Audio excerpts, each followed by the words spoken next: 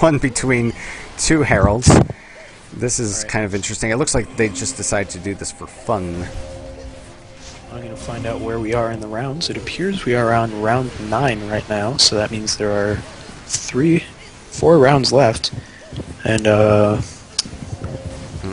sure the next round is beginning now, but I do want to watch this 1 versus 1 here for a little bit. The epic herald battle that appears to be going on between Binary and Strad.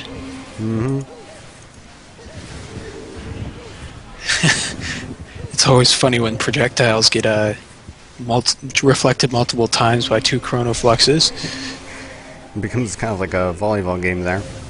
Yeah.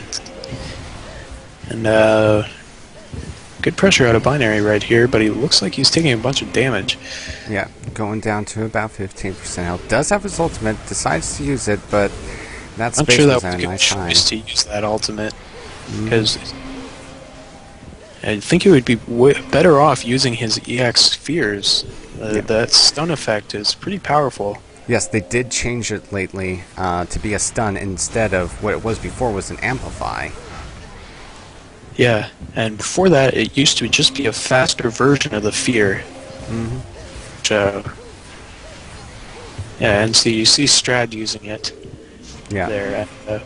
Whenever he is in a situation where he would need that, he doesn't really use it. And Strad going down to about the same amount of health as Binary. Yeah, neither of them really has very much recovery health at this time. I mean, sorry, heal health. So when the fog comes down to it, it looks like Strad just has this very slight advantage. Yeah. If he can manage to keep his recovery health up. Looks like they're both going to F1 a little bit. Strad's going to have to move in a second. Yeah, that was a little bit in Strad's favor for them to F1 at that point, but it was not in his favor to be next to the fog. And that Chronoflux going down early is going to be in a little bit of Strad's disadvantage. Doesn't hit that meteor. He didn't put it. He should have used it a little bit later. And wow, Binary just managing to eke out just a tiny bit more damage, and Strad goes down to the fog. So I'm actually going to leave that game. I'm going to see if let's see. We've got a real game going on. Alright. Looks like Wildstorm's in a game. We haven't seen all that much from him, so far as I remember. In fact, this looks like the first time that I've whispered him. So I'm going to get into his game real quick. Alright. And then invite you. And they are going up against Fernando. And I think both Wildstorm and Fernando will be playing Gunner here, so we'll get to see some Gunner versus Gunner action. Looks like Mithron has already chosen his bloodline, and we're waiting on Red Fu, who I think is going Pop, unless he's decided to change it up somehow. Oh, we're still seeing Pop. Pop and Inhibitor, Grimrog, and Gunner. Oh, Mithron actually, he had picked Herald and then he switched. But this was, Inhibitor was what he was playing before, so I probably should have kept track of that. Oh, yeah, that is something that can be kept track of. Wildstorm going for Gunner.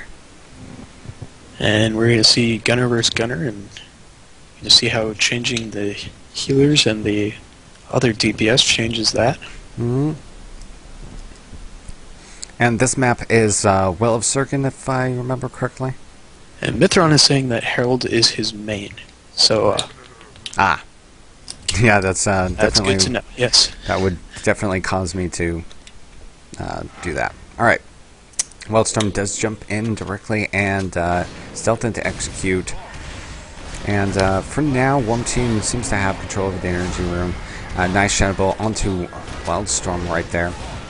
And having still taken a little bit of damage, Puka could pick up the rune, he does, and Mithron onto having doing more damage than he's taking. Puka deciding to use his dash onto Fernando, who just leaps out of there.